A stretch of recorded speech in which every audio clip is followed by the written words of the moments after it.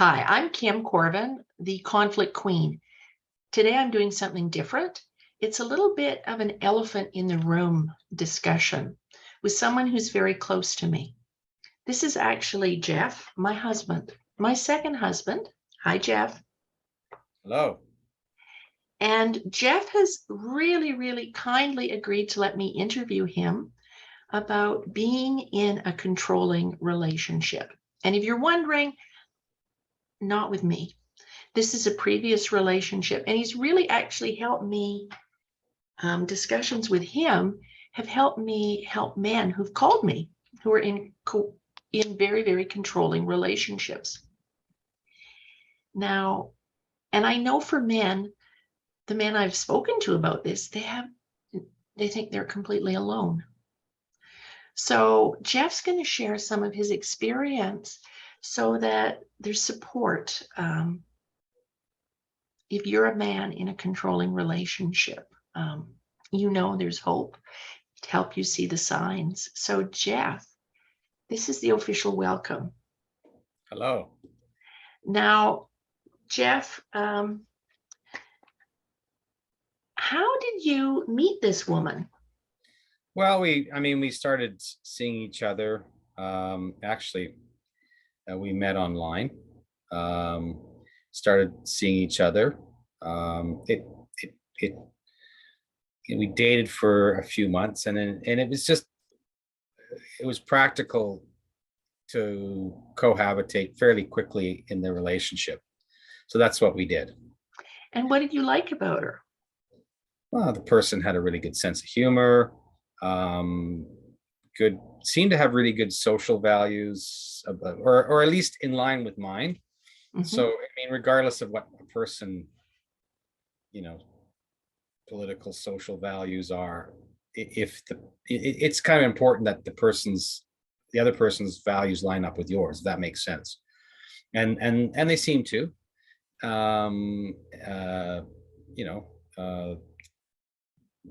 This individual had a really good sense of humor. We laughed a lot.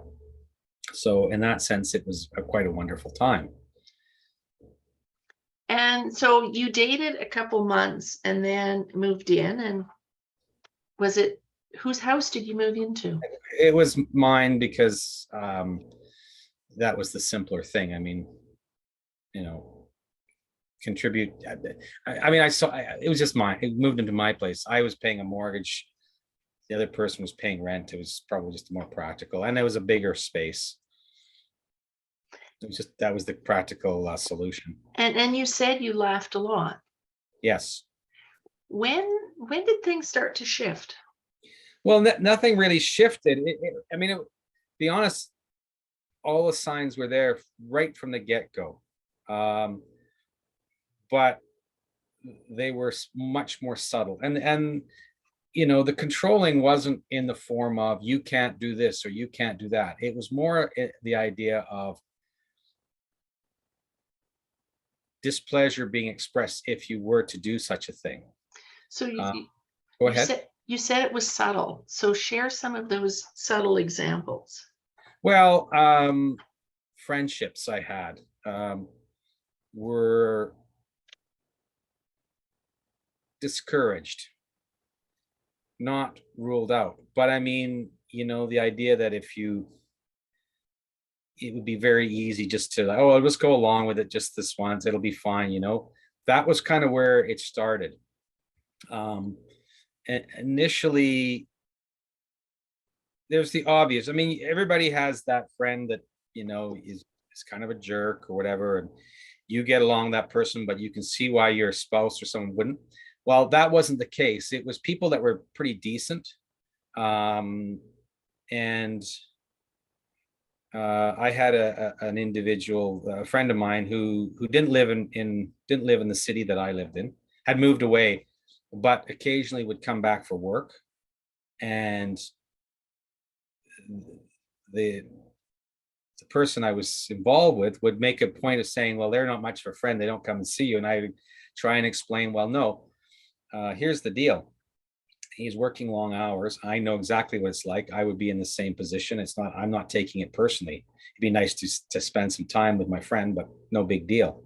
Um, And would she drop it then, or what would happen when you said that? no, it would sort of get dropped, but it would be half and half. It would be dropped, but it would be brought up very quickly when the person's name was ever mentioned. And the initial thought was, well, why is that friend so offensive? And I realized it was a mechanism to try and separate myself from other people that were close to me.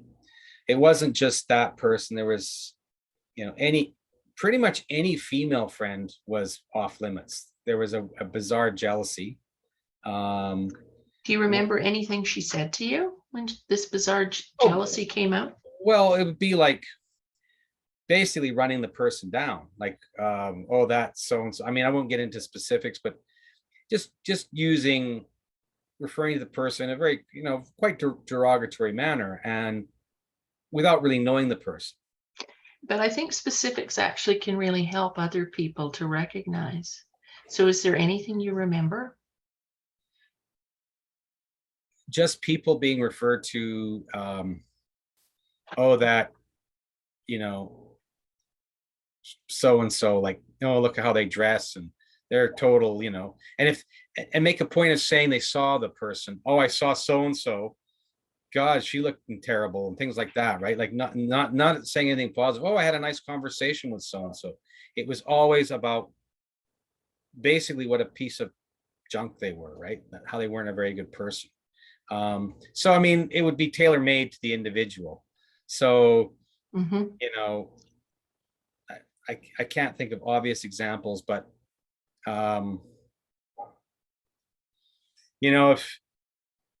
if someone was a big partier, she would suggest that, oh, I saw them, they looked drunk at the time, or something like that, right? It would be like 10 o'clock in the morning. Well, that's probably not the case.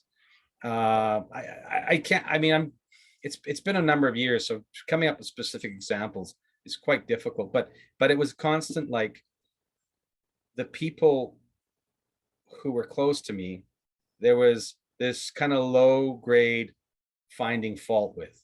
Didn't matter what they did or didn't do. And you said low grade, so Yeah, it wasn't like attacking in my face. It was a very constant, but what's the word? Yeah, low grade, sort of a microaggression.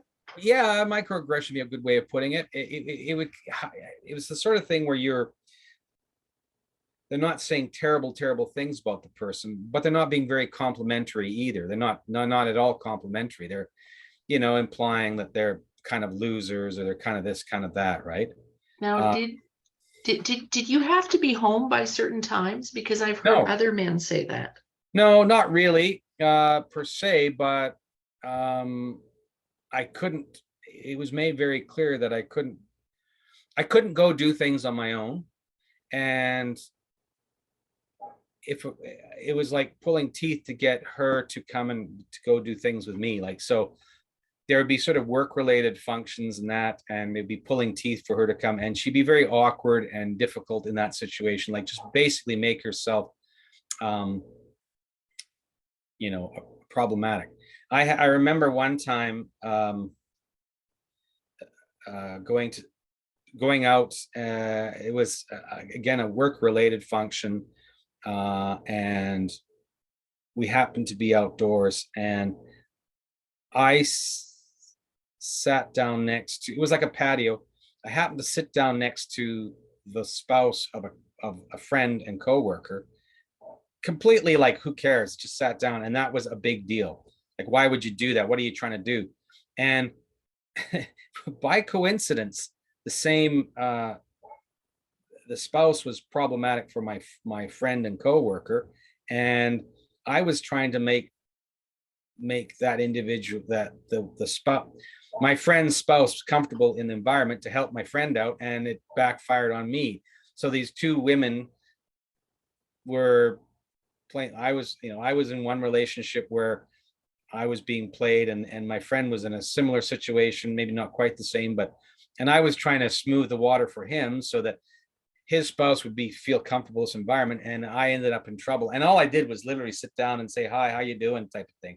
It was completely open.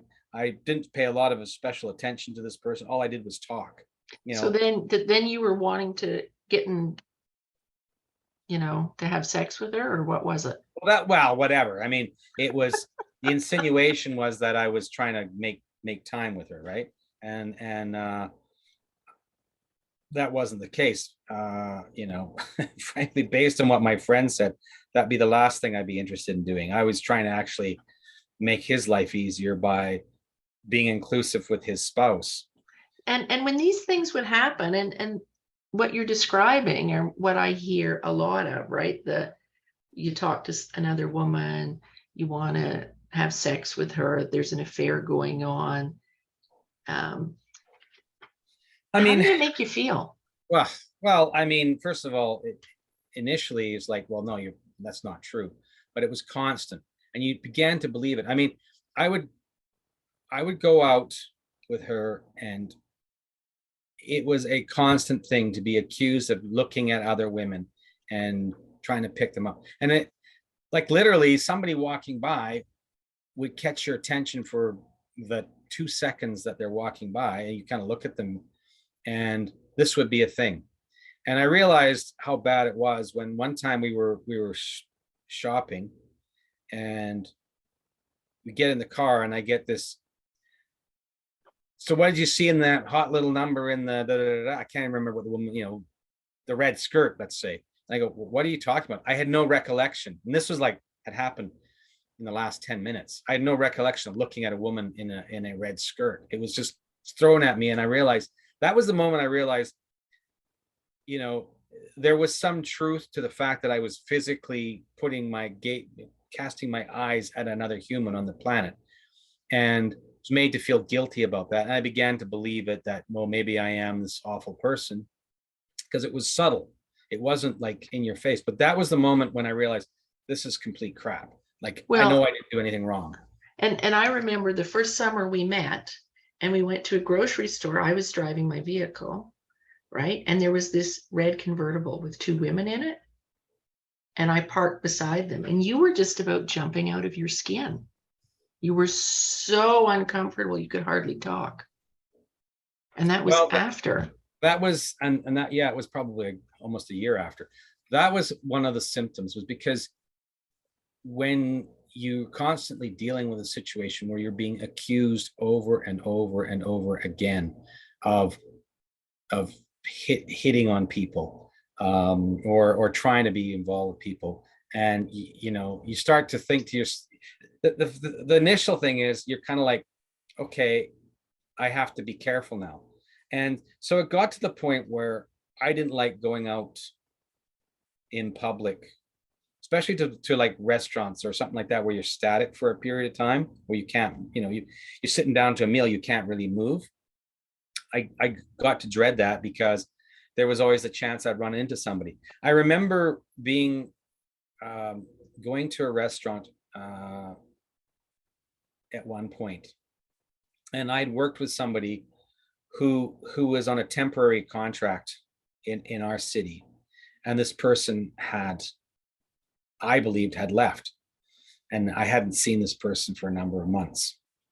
In fact, I'd forgotten the person's name. That's part of the story.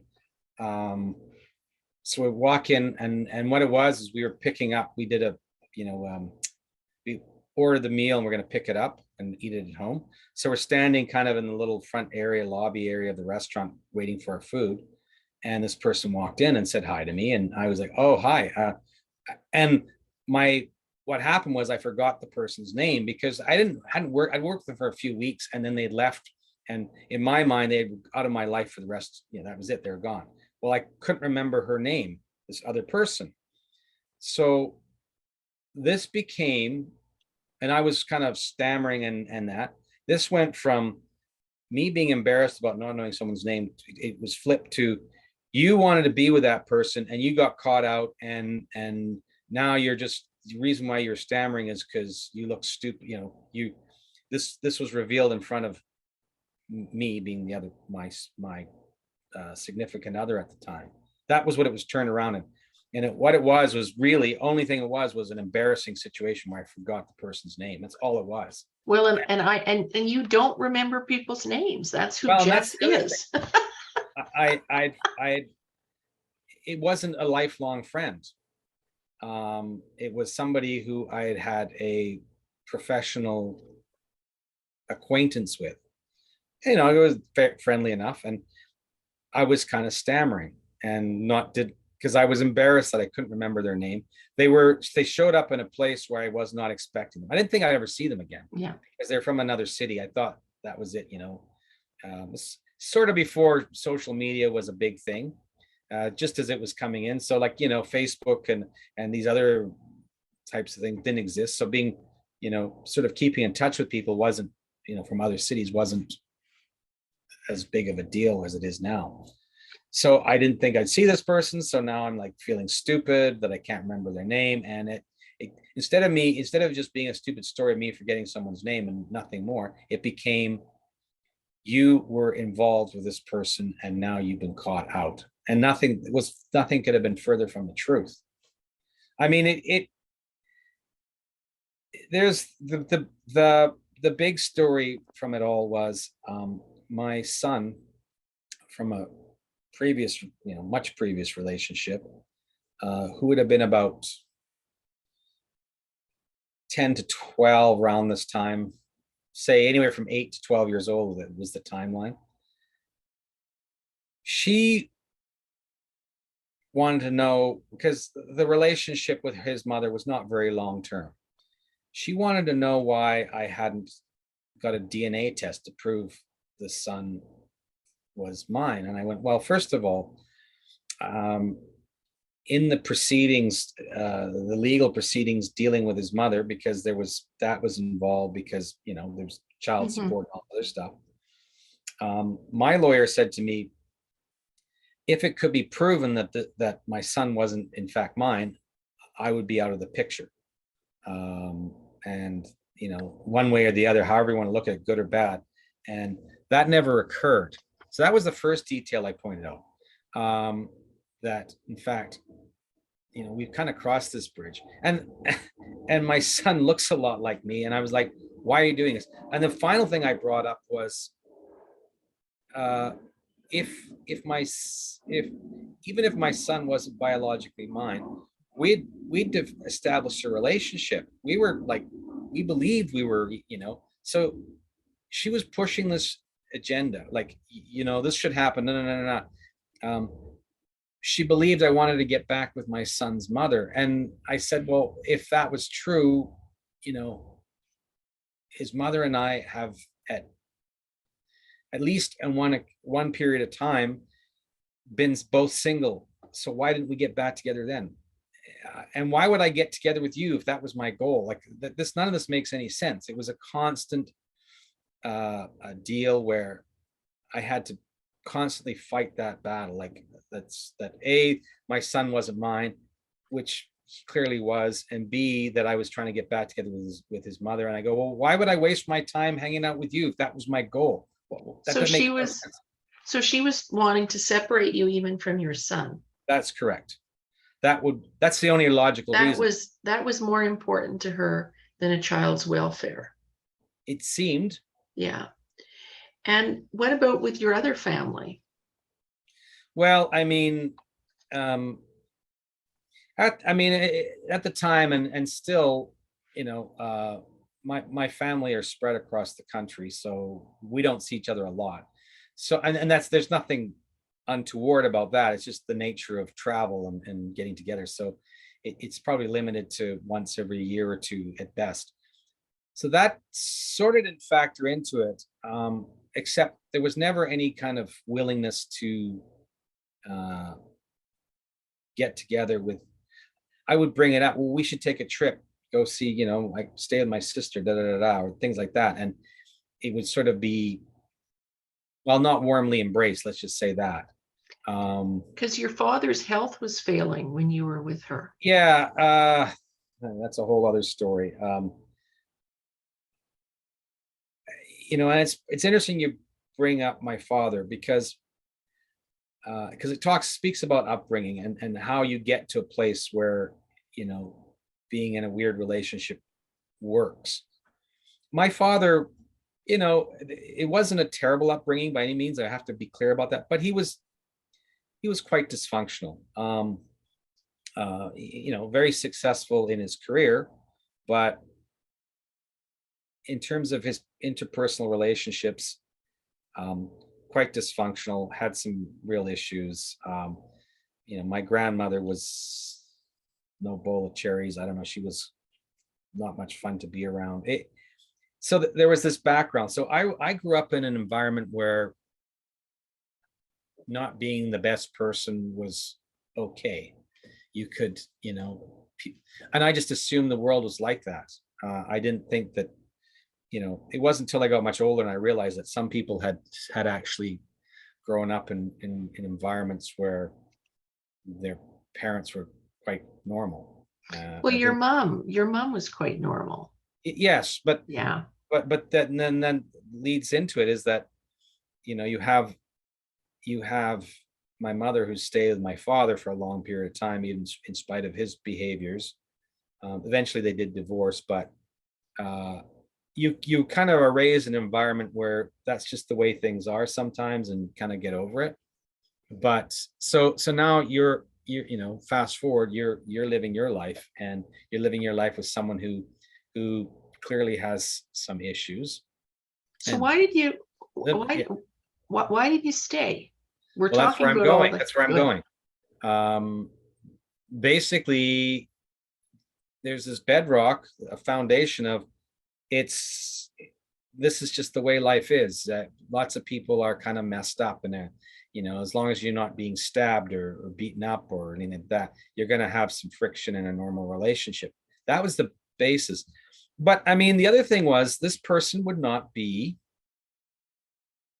completely, you know, disrespectful all the time. There were times when it was quite wonderful, joking, laughing, supportive of each other.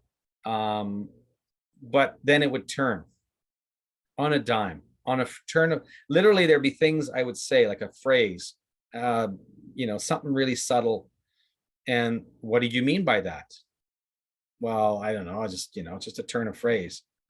I remember her getting really upset. Like when we moved in, the understanding was that she would financially contribute to the household. That was kind of and I remember one time saying something to her driving around. It was the end of the month. And in fact, end of the month had come and gone. I said, I'll need your rent. And it was just a way of saying you need to contribute. And what do you mean rent? Like I'm a tenant here. I'm not part of this relationship. Blah, blah, blah, blah. I'm like, well, okay, sorry. That was just a turn of phrase. I didn't mean it. And it exploded. Like it wasn't just, hey, I won't use that term anymore. And fair enough. And maybe I shouldn't have, but we're not perfect. But any imperfections on my part were taken and magnified. And it was like nothing I could do was right. I mean, could you see any pattern to when she'd explode? not really. She didn't like explode as in like an outburst. It was more like, oh God, it's the genie's out of the bottle type thing. It's like, oh, here we go, right?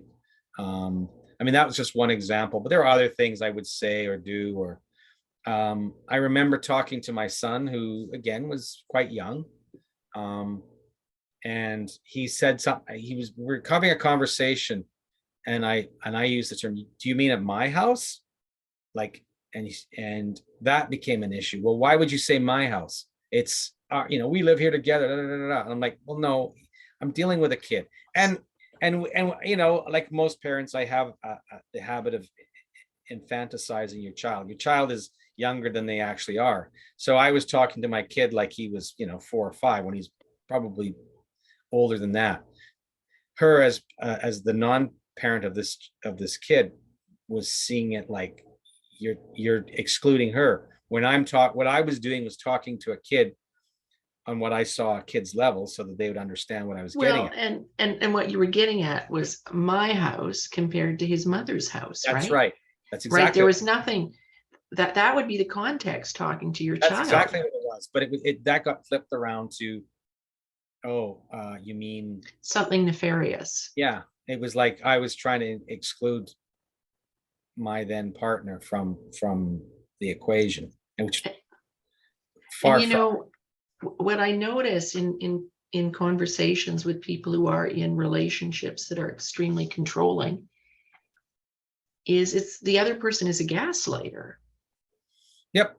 right? But And and I've since I didn't know the term gaslighting, but I've since read the sort of some of the things that are put there. One of the techniques was to constantly go on about my perceived flaws, that I was constantly attempting to be unfaithful. And I'll say for the record, I think the only act of infidelity, if you even want to call it this, was uh, somebody was leaving. A lot of the work I did was contractual, meaning, it was short, it was here and there, and the project was over, and a person I worked with who I didn't think I'd see again, we had a very like platonic hug, and it was a 2-second hug. Okay, yeah, it's great working you. Hug. That was it. That was the sum and substance of the any infidelity that may have occurred in the relationship. And yet I ended up believing that I was this person who was constantly on the make, trying to find women, and well, and that none of it was true. and I remember early on, and I've got this, I have this really great memory, but I've always remembered I was on Facebook and you spotted that I knew this person and you know her, and we were mutual friends with her. And I was like, oh yeah, how do you know her? And you said, at university. Well, I knew that was a lie because she's younger than us, right? And I just thought, okay. And I thought, obviously, there's something you didn't want to share, but it was before we met. So I Right. went, it's none of my business. But you were in such a state, is my point, that to have shared, oh yeah, like we went on a date or a couple dates or whatever, you were worried I was going to flip out because Well, that was what you knew at that point. and that was a constant thing. It was like, you couldn't do anything right. And I got to be clear. I mean, this energy, it resulted in me not being the best person. My temper flared a lot. I am not proud of those days. Um, uh, I was not the best person I could be. That's for sure. Um, my the caliber of the work I was doing flailed. It went down, and I had a chance to work on a particular project, and I had it, I mean, granted, this is like 15, 20 years ago sort of thing, but still recent enough that at this point in the working world, it, the co-workers are heavily populated with men and women, and I was working with this young woman, um, who it was purely professional. I had nothing to do with this person outside of the work environment, and that would be a constant thing. And uh, taking the person's name, and I can't remember the you know bad mouthing, like making it into something not nice, right? And like, what am I supposed to do? And I'm like, I would say, what am I supposed to do? I'm trying to build my career. I'm trying to keep things moving. What am I supposed to do? I have to work. Like, we're not talking about, I'm out at the bar after work every day, hanging out with people. This is like part of my job. And literally, once the project was over, once I was done, I didn't see this person. I had nothing to do with this person outside of the work environment, but it was a constant thing. I mean, we parted ways, and actually how it worked was she just upped and left one day. I came home from work and she was gone. And didn't talk to her for I want to say a month. It might have been less, it might have been more, but around that, a few weeks anyway. There was no contact. So I'm left to believe that that's it. I'm on my own. Life goes on, and I'm on my own. Well, we got back together. She got hold of me. We sort of rekindled, although she was living elsewhere. And I remember telling her at one point, just talking casually about going out after work. We had ended the day quite early, and a bunch of us had gone out and gone out for a drink, and what had happened and who was there. And it was kind of a very throwaway story, nothing very amazing. It got turned around to, what do you mean you're going out and all this stuff? What are you doing? And then like basically gave me a hard time for going out. I'm going, what are you talking about? For all intents and purposes, you were gone. I didn't know if I'd ever see you again. I believed that I was completely single and free to do what I want. Now you're giving me a hard time for something that I didn't know I was, I thought I was free to do. That was a classic example. Like, I wasn't allowed to, like, even when we were like no longer together, I wasn't allowed to sort of live my life. That was a bad thing. And like the one thing I sometimes have clients do, male or female, is play the batshit crazy game. An event like that, would it be a 1? Like the batshit crazy scale is 1 to 10. So you're no longer together. You get back together, and she's after you about something that happened in this interim period. Where would it be in terms of batshit crazy? This is Jeff now answering this. 1 Probably to 10. about a 7, because I mean, it wasn't like we separated in the context of, okay, we're gonna do a trial separation and here are the ground rules. It was, she disappeared, and I literally had no contact with her. I didn't know if I'd ever see her again. And at the time, would you have seen that as batshit crazy? What? That slagging you about going out after work when you were during a time when you weren't together? Well, I was starting to really see the cracks, and and that was one of the things I went, this is nuts. I mean, really, I was, I didn't do anything wrong. I literally went for a drink after work. I mean, it wasn't. And by the way, prior to that, that would have been completely unacceptable. Yeah. You know,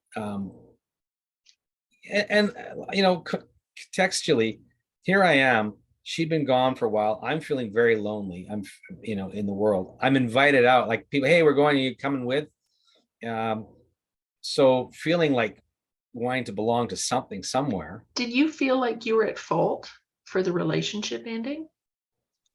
Well, sure made to believe, that was sure put forward. But I mean, towards the end, I was saying things to myself like, I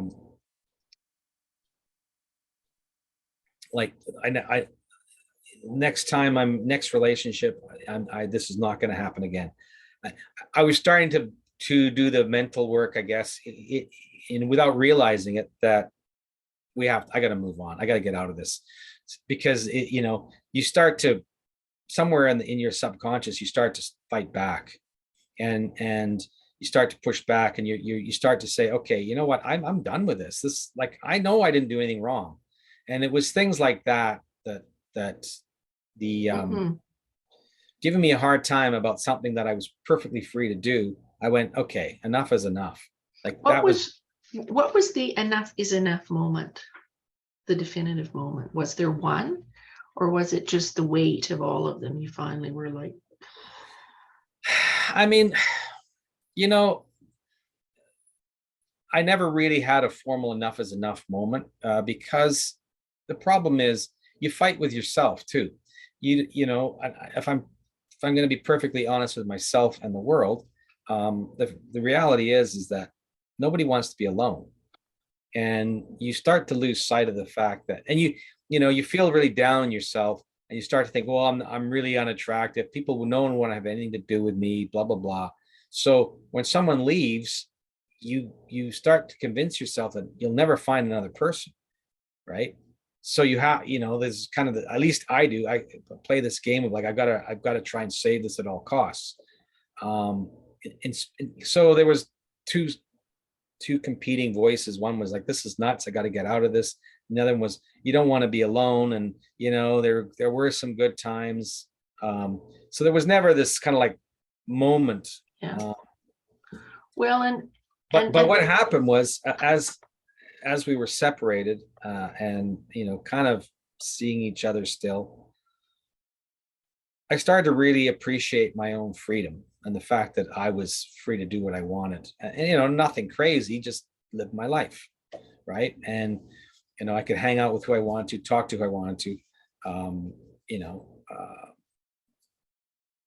things like that, right? I don't know if that makes sense. It does make sense. So then it slowly flipping the script to you're better off being by yourself was the way things went. But I mean, there's so many examples of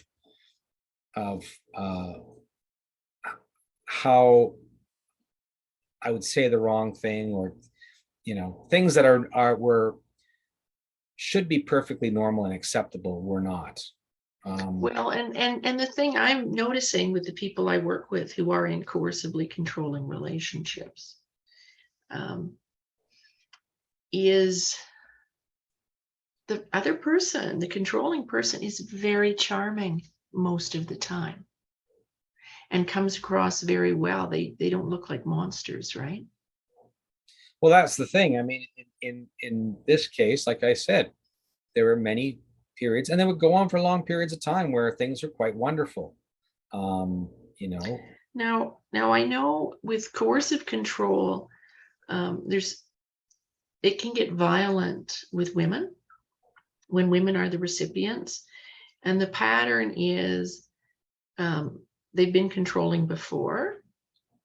They're the absolute best, like Prince Charming or Cinderella, or right, like the absolute, wow, this person is so fabulous, and things move really, really quickly. And then the controlling, starts, and there'd be retaliation. Was that kind of the pattern you experienced? Not, how can I put it?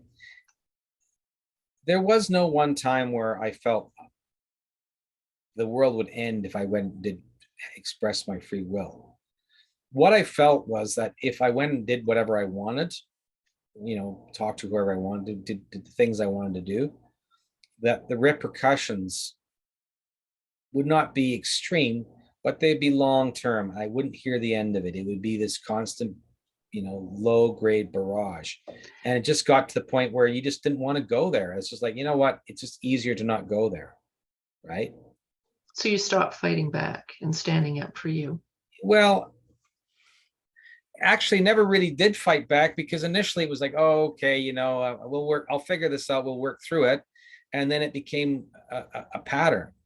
And, I had friends I would see regularly who I stopped seeing, and I've never picked up the relationship again, right? Because so much time elapsed.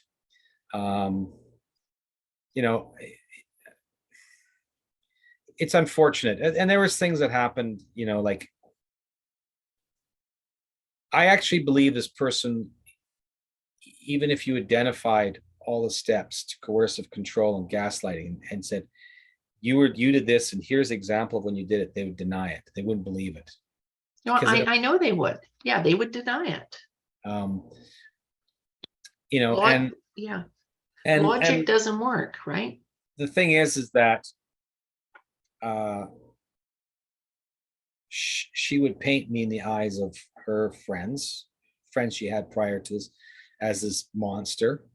And like, it's the extent that I have zero contact with anybody from her world, like none. Did she ever call you stupid or fat or any of those things? No, nothing like that.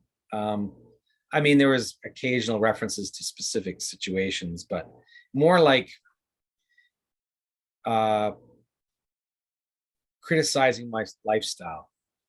Yeah. Like I remember like even going to the gym, and I wanted to get in shape because I was getting out of shape, and just for my health, no other reason. And it was like, that was like, oh, well, it was kind of implied that it was to get together with other Yeah.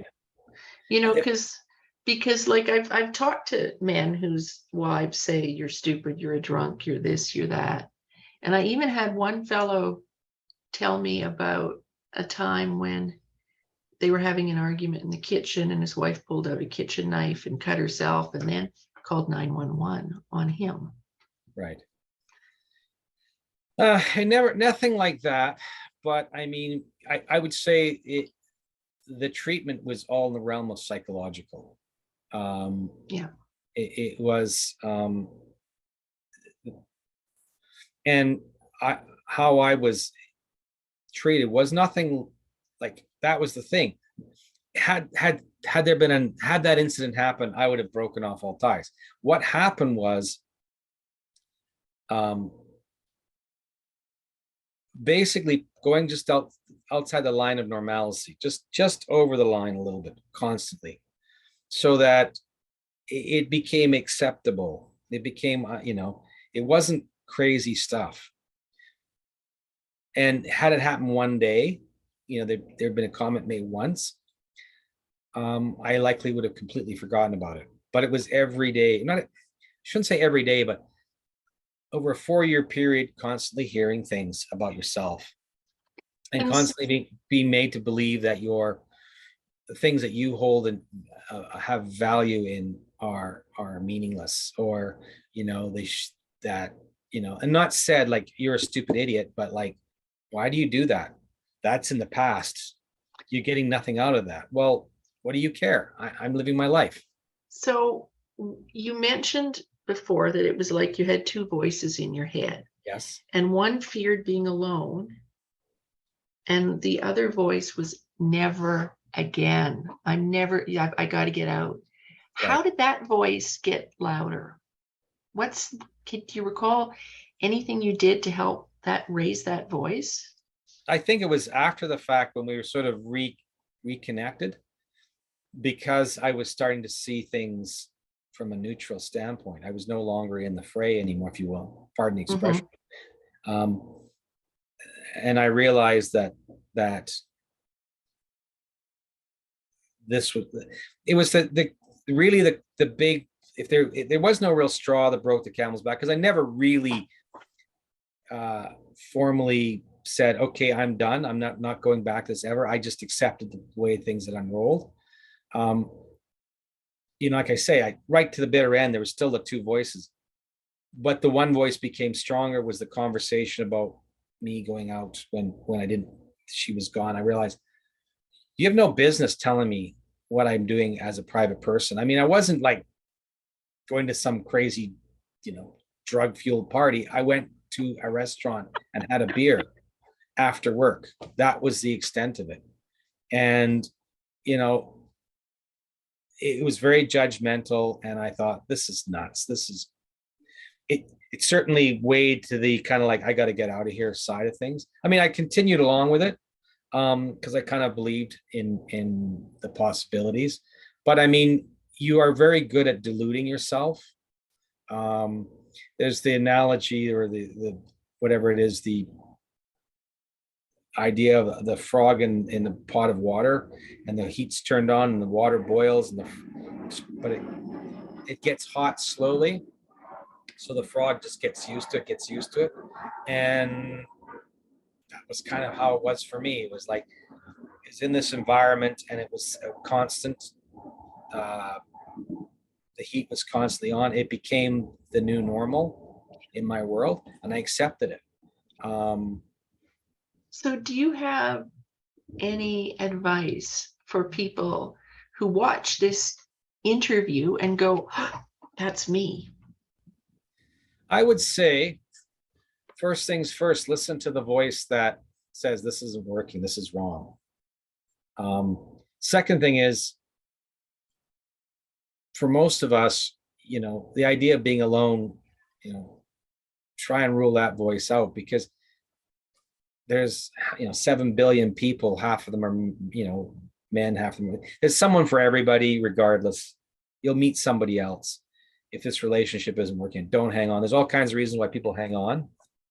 you know they don't want to give up half their house. They don't want to, maybe children are involved, this, that, and the other. I can't really speak about kids, but if it's just purely on the relationship level, my regret is I didn't get out quicker and just say, whatever, fine, whatever you want, I want out. Sorry, I'm sorry, but this isn't working for me. People don't want to hurt other people. They don't want to change. Change is difficult. They don't want to go through the disruption in their lives because there's going to be disruption. But that just sometimes comes along with it, right? You listen to your inner gut, and when your inner voice is telling you that this is wrong, it probably is, right? And when someone says, when the other voice says, oh, but you'll be alone, well, yeah, you will for a while, but not forever. Unless you choose to be alone. Now, with getting out of that relationship, what did that create for your life? Well, peace, initially.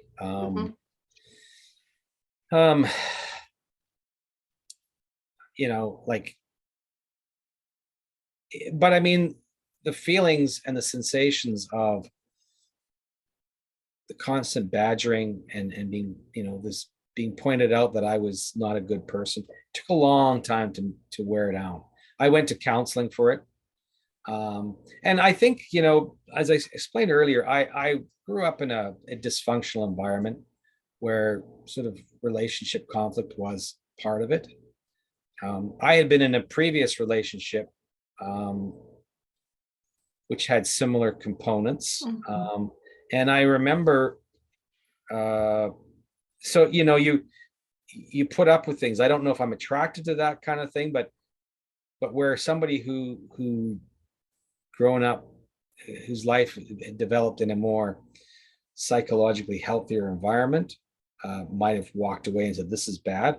I didn't have those tools because, if you've always eaten bad food, you've always eaten McDonald's for supper every night, or, a craft dinner, and then you never had healthy food. When you grow up, you're going to eat horrible food. It's kind of that idea. So the idea is that I remember this happening.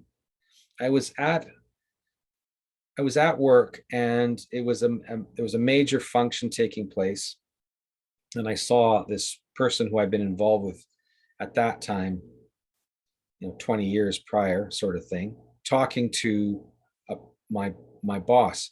And I panicked, and it was like, she's telling him to fire me. I don't know what she was saying to him, but it was like, that 20 years on, that fear that jumped out at me. And I actually I went to counseling for it. I did go to counseling, and I did seek some help, and learned a lot about myself. And mostly that, Well, I know, like, when we started dating, I knew nothing about healthy relationships, but I know when I decided to date again, I made a commitment to me, and that was to be true to me and to be completely me. And if the person didn't like it, too bad, so sad. And I even remember writing a list of, by that time I had met some people in really healthy relationships, and I wrote down what I wanted before we met. Because I think it's pretty common that we don't recognize what's healthy and unhealthy. So it can be a slippery slope, like we're talking about today.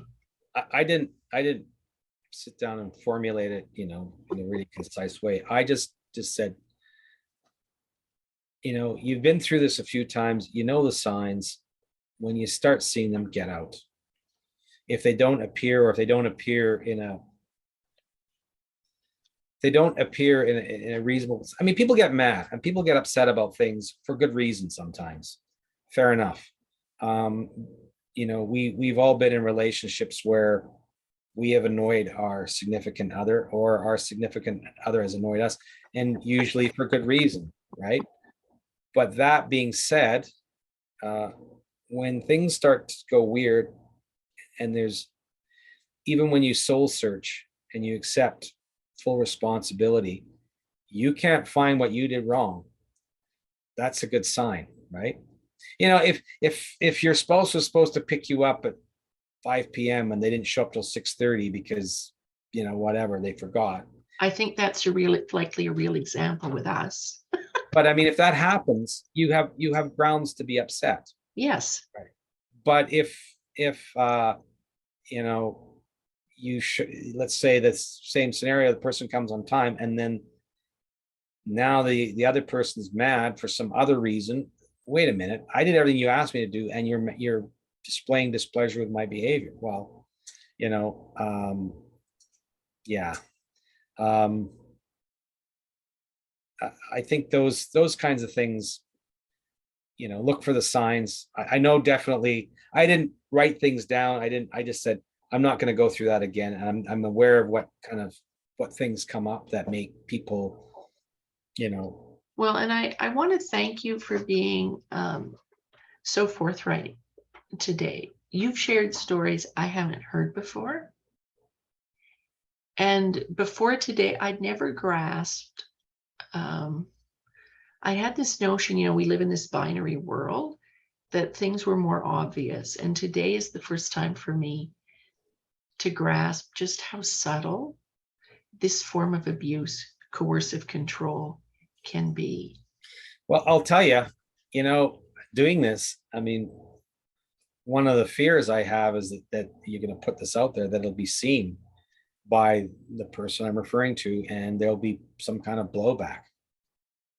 Well, it's been how many years? I don't know, decades. And so what? But yet, Well, that, my point is, the damage caused never really goes away. It's, you know, heals an awful, like scarring, it heals an awful lot, but it never, there's still yeah, some trace of it in my emotion. yeah. And And I want to thank you for having the courage to agreeing to do this, Jeff, because literally I talk to so many people in coercive relationships, and there's support for women and a recognition, but for men, like, my heart breaks because there's so very little support, you know, and some of them work with me to get out of the relationship, but a lot of them don't have,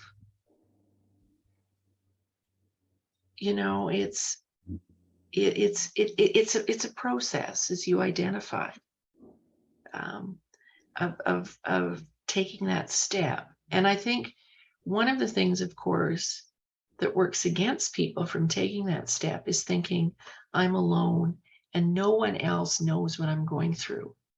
And by courageously sharing your story, you're opening the door for other men to lead healthy lives, healthier lives. So thank you.